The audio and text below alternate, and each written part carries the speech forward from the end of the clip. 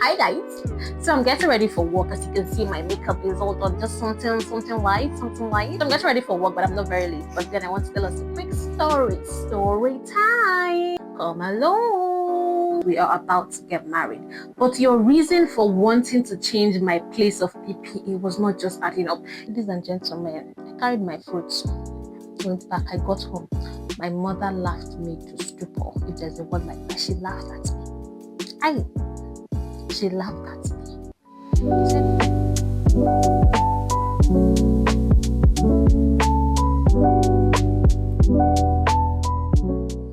hi guys, how are we doing? And welcome to my YouTube channel. So this is a get to know me video. This is a I want to know you too. My name is Dera and you. And then I'm going to be talking about what made me move from the east to the north. That's from Enugu to Abuja, because that was a comment by Enugu, and then I moved. But first off, what is this? Why? Being a woman. Oh God. Okay, let us talk. My name is Chidera Isdoe Chikaima Esther.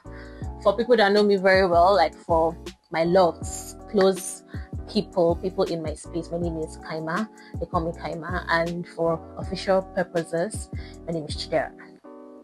Yes, I'm the first daughter.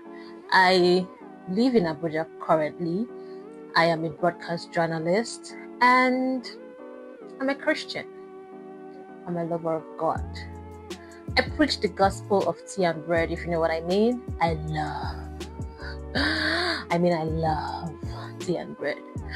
But I eat other foods, don't mind me. I would love to reincarnate as a dove. Doves are very peculiar birds. And I love black. So I'm not a book person. It has to be fiction for me to read. I don't read all this motivational aspire to perspire and inspire your aspire. I don't do that. I'd be bored. Except you convert every book to a movie, I would gladly sit down and see the movie as far as it's interested. And I love to read fictions, novels. I'm currently reading one. So I'm currently reading this, Surrounded by Idiots. I've read it, and this is me reading it for the second time. But I think the first time I read it, I skimmed through. I did not read it with so much understanding, but now I am reading it. It was from a friend, and I'm almost done. Like, guys, and it's been revealing. I think now I know why I act the way I act for so many reasons. I now know why. I'm a green. In case you're wondering, I am a green. If you've read the book, you can relate to what I just said. So I moved from Enugu to Abuja. I was in a 7-year relationship, 7-year-old relationship. I was in a relationship that I had from school days up until 2021, 2022. Because I started serving October 2021 in Enugu. Yes. And then that was like October, November, right? That was 3 weeks in camp, and then I came out of camp like November ending or so. So I was engaged. I've told myself that whenever I would tell this story, it will be when I am healed, when I know that I'm telling it without tears, because whenever I tell this story to anybody, I start crying. So I said I would tell this story when I'm not crying. I'll tell this story when I'm sure that nothing will make me cry when I'm telling it. So this is me taking up all the courage in the world to tell you people that, yes, I'm one of the people that have been engaged and have come out of it. And one of the people that have been told it is better to have a broken relationship than a broken marriage. I've been told that it was a bad experience. I don't wish it on anybody. I'm trying not to remember the details of what happened because it makes me tear up. I don't wish it on anybody, even enemy, because just like I said, even when I left Enugu for Abuja, I cried all the way from. I came by road, so I cried for 7-8 hours. I cry and sleep and cry, cry and sleep and cry, cry and sleep and cry. It was bad. We were good. It was a long distance relationship. I was in Umahi at the time. He was in Owerri at the time. And let us call him Mr. A, right? So he was working. He was an auditor. A was an auditor for a firm, a cigarette company. I did not have a problem with whatever you do as far as it's legit. You're not paying anybody, you're not harming anybody, and you're making your money. So I didn't have a problem with what he was doing. I was in school at the time in Umudike, so I was just doing my thing as a student. And then we got talking. Mind you, we have known ourselves from church way back, like when we were little. When I was a small girl and he was a small boy, not small, he was a teenager at the time, and he used to be in this dance group. I'm not going to call it dance group, so that those that know me from church will not come and say, oh, is this guy? Because most people did not know. So he was in a dance group. I used to admire him. He was very cute. And I used to like, oh, and he can dance. So I used to love dance. I still love dance, but I like when I see people dancing and they're good at it. And, you know, I would always admire what he does. I would always admire him. Then getting into the university, most of my friends on Facebook, it was Facebook, were church members because, hello, I was a church girl. I'm still a church girl. So one thing led to another. We became friends. He would call me on my birthday. I would call him on his birthday. We would always be chatting. And then my mom was his Sunday school teacher back then. A.G. Kwenu. Yeah. So we got talking and became friends. And then we started dating. I think 2016, 2017 or thereabouts. 2016, yes. And long distance, I didn't have a problem as far as you keep communications open. You call me, I call you, I can text, and also we are doing it until I would visit sometimes. I'll visit him when he was transferred from Owerri to Port Harcourt. You understand, we are trying to keep the relationship growing. We would talk and, you know, basically do what relationship people do, try to keep communications open. We'll talk when we can. We talk every time, not when we can, guys. We talked in the night, in the morning, chat during the day. So it was, to the best of my knowledge, what I knew a good relationship should have. Communication. That was all I wanted. It wasn't like it was, you know, I was an understanding girlfriend, by the way. So I was brought up in a home that be content with what you have. Anything you want, call us. If you need anything, if it's very important, we'll provide for you. So that was the mentality I grew up with. And I'm not much of an asker. I like to be asking, I'm not too, if you know they're too important, let's leave it and move on to the next thing. That was my life, and that's what it's been like. So I didn't really ask for money. I was not, oh, send me. In fact, before you got my account number, it was a struggle. We quarreled for my account number. The relationship was going very smooth. There was not much of a problem. There was nothing we could not settle. There was nothing we couldn't handle because we had, what will I say now? Almost the same foundation, having been brought up in the same church, you get.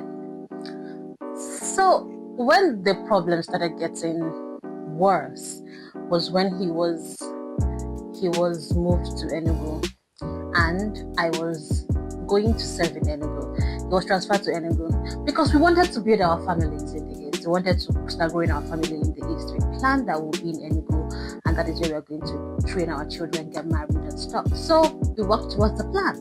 We worked in a way that I worked my NYSC to Enugu, and he would work his transfer to Enugu, and it worked. It worked, and we were so grateful to God and to everyone that helped us. But here is the catch. When we started living in the same city, that was when things started getting bad. That was when things started getting bad. I mean, very bad. It felt like we didn't know each other.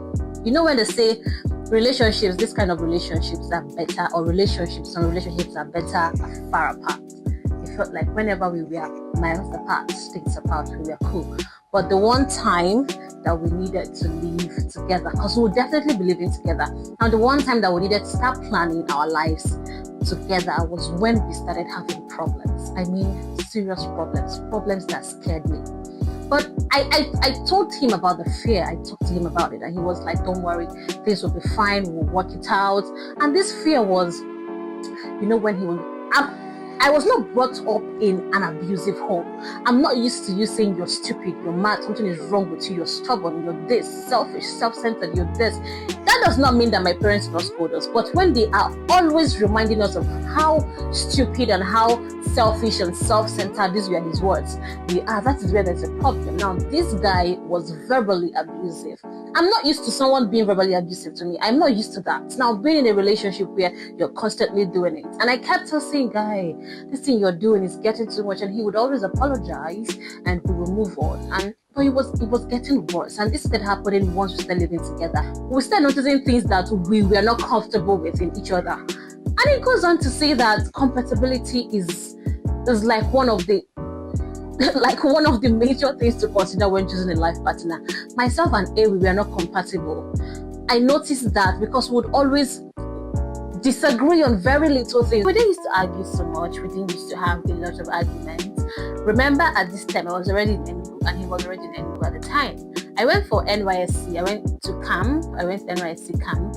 And you know how it is that 3 weeks in camp, he already served like in 2016 or so, and I was serving in 2021/2022. So, you know how it is that 11 p.m. is time out. I was in OBS when I was in camp, and you know 11 p.m. is night out, time out, light goes off.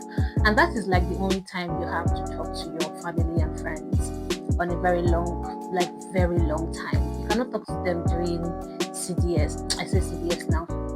When during the day, Said, you cannot speak. Even all those army guys and man know what they'll punish you. You get. So the only time I get to speak to my man was during night out in the night, like past 11 or so. And I expected him to understand that you have served before, now I'm serving now. You should understand how this works. He's not someone that goes to bed late. He's an early sleeper. He goes to bed very early. And I understand this, but seeing that we are already in a situation where I was in camp and you're not in camp, you're outside camp, and you should understand how this works. You should at least give me benefit of doubt or compromise a bit. That is what I was expecting, a little bit of compromise. Because this girl is, mind you, before I even went to camp, a little backward, we are done with our premarital classes. We were done with premarital classes before I went to camp, because we wanted to, once I come back from camp when I'm serving, we're already planning for the wedding. We had already thought about Shrebi and all that. So before I even went for camp, we were done with premarital classes in church. So you should already know that this girl is already my investment. I was not seeing him as a boyfriend anymore. He was already like my husband, my fiancé. Do you get? So I expected a little bit of compromise. Speak to me at the time when you know it's convenient because of the situation of things. But no, he wouldn't call me. In the night, like I dare not even call him in the night. It was that bad. I dare not call him in the night. So in the morning, when I'm expecting to, okay, let's talk, since we didn't talk in the night, he'll be like, don't you know I'm busy? And I'm like, I know you're busy, but we didn't talk in the night. Even when I was sick in camp.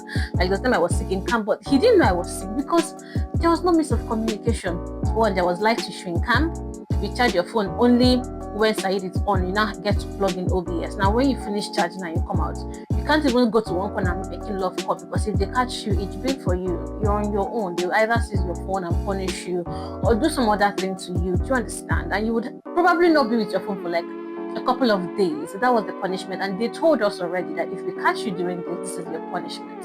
So I cannot be a defaulter knowing that. I cannot default knowing that. Now I expect my man, my husband, to be my fiancé at the time to understand, but he was not understanding. He was not getting it. He still insisted on, I go to bed early. You shouldn't be calling me late. I went to camp, came out of camp. We talked about it. Everybody talked and poured out their hearts and all. He said, okay, we reconciled. Now, I was posted to my PPE. I had my PPE already. He said he didn't like my PPE. That's my place of primary assignment. I was like, okay, what's up? Why don't you like it? It's because I was in OBS, so there was this new media firm in Enugu at the time that came to request for 2 people in OBS, so myself and another guy. So they came to request for us. We were sent there solely on request from the guy that owns the media firm. So my boyfriend at the time, or my fiance at the time, said he didn't like my PPE. I was like, why? So I studied microbiology in Microbiology University. That's my first degree. Getting into the media space, I intentionally was in OBS so that I will intentionally work my NYSC or my PPE to a media firm, because this is a whole new career I'm trying to delve into. I want to get the background knowledge even before taking courses or so. I already took some courses, like some 6 months, 3 months, 1 month course, but I want to practice it at least for a year. Serving, I want to practice this whole media journalism and all, because that is the core, that is the passion, that is something I was delving into at the time, and I needed all the support, and he knew all of that. So myself and this core member Godwin, I'm sorry I had to call his name, we were solely posted to this media firm on request because we were requested for. My boyfriend, my fiance, my fiance said he was not comfortable with my PPA, and I asked him, I guess what his reason was. Like, just guess what he said was his reason. That he didn't like the boss. And I'm like, okay, what's wrong with the boss? He said he knows the boss from his church, and the guy is a cheat and he sleeps with girls, that he has female friends that the guy has slept with, and he's a married man, but the guy sleeps around with young girls. And I'm like, so is it me that you do not trust, or this man that you don't trust? I don't understand. I'm not the only girl that works in this man's establishment for the love of Christ. So, this is like a profession a career path I'm trying to take.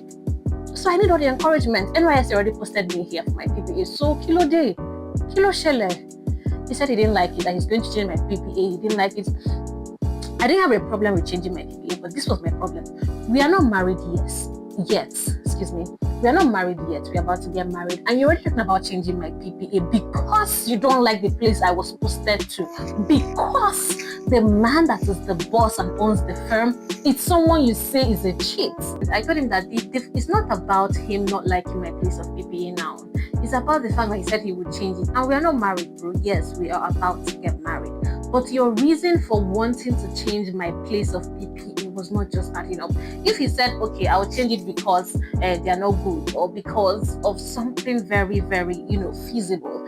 But it's because the man is a cheat, and you think that I will sleep with the man. So a lot of things were going through my mind. Is it what he does and he thinks I will do it? Or he doesn't trust me enough to, if this man asks me out. The man did not ask me out, but he just asked me. So if brother asked me out or the man asked me out, I'll now come and say, oh no, it was just a lot, coupled with the fact that, guess what, guys, so a lot happened. Something else that happened was, so this was one of the things that happened. Another thing that happened was when this guy was sick. So Enugu usually has this seat at home. The East actually has one this seat at home. So my fiance at the time was sick, and I took fruits. I went to the market for fruits to surprise him. He was sick and he went to work. It was on a Monday, I think so. So they usually have this meeting. It's just secluded, just a few of them. You wouldn't even know they're there. But I knew. So I went there. I called him. I was climbing up the staircase of the building where his office was. And I was like, hey, baby, I'm here. He said, where? I said, I'm in your office. He said, for what? I said, I brought you something. Excitement that I came to see my fiancé. Surprising. I love surprises. So I like it when I do the surprising. Do you get? So I told him, okay, I'm here. He was like, for what? I said, I brought you something. He said, what? I said, food. He said, I should take my food and go back. I should carry my food and go back. I said, no, you're sick. Excuse me, I think I need to turn off this AC. I was like, oh, that's better. So I was like, you're sick and I brought it for you. And he was like, I didn't ask you to. And I'm like, I know you didn't ask me to, but just send somebody in case you're busy. Send somebody to come and carry it. I should take the fruits and go back. Ladies and gentlemen, I carried my fruits. Went back. I got home. My mother laughed me to stupor. If there's a word like that, she laughed at me. She laughed at me. She said, what did you... So this whole thing kept on heightening the fear. A lot of things that I can't even talk about on social media. It was crazy. And this taught me that before you even want to settle down, compatibility goes a long way. It was when we started living in the same city that we fought and quarreled most. Another thing, no matter how much of a Christian a person is, kindness. Some people are children of God, but they are not kind. They are evil. They are wicked. They are not kind. So kindness goes a very long way. And there's this space, you just have to block the noise, because I had to ask my mom this fear. I was scared. I asked my mommy, before you got married to my daddy, are you scared? She was like, what kind of fear? There's when you have cold feet and you're going to a home, you're going to be a mom, you're going to be a wife. And I said, no, that's not the fear. The fear I'm feeling is that all of this I'm seeing now, I feel is going to get worse when I become this guy's wife. She was like, pray about it. And when I blocked my ear to the noise, a lot was just going on. I had that quiet. I was in my element. I just told myself, Dera, I don't know if I just needed space. So I was doing my camp. I had to look for a way to walk my NYSC outside Enugu. I spoke to a couple of persons that I had met earlier. I told them this is my ordeal. And in fact, I lied. I gave them a different reason and they helped me work it out. I know I spoke to 2 persons and then they were like, we don't know because you're already working. You have your PPA. It's over 3 months. But let's see what we can do. And it worked. When I spoke to my fiance, I'll be going to Abuja, guess what he told me? Anyhow, in Abuja, you got Chotia. In other words, that thing you're looking for in Abuja, you will find it. This was a man I was engaged to be married to, and this was what he told me. And throughout my stay in Abuja, when I came to Abuja newly, I was still reaching out. Sometimes I call, he doesn't pick my call. I had to use my cousin's phone that I was staying with to call him one day, even on his birthday. This guy never reached out. He never said, Dera, where did we get it wrong? Dera, how did we go wrong? Being the man in the relationship, who would be the man of the house? He never asked me, where did we get it wrong? Where did we go wrong? He never reached out till this day. He never.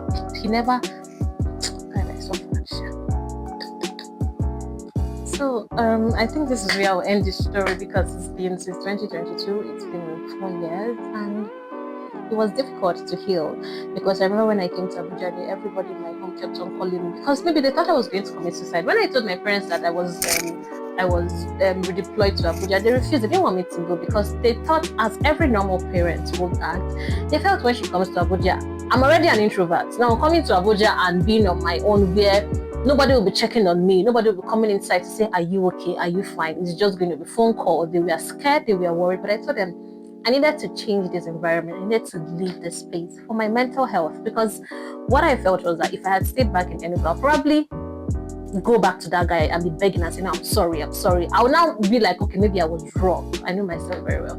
I already assume I was wrong and go back and saying, okay, can we work it out? It will now be me being desperate and begging.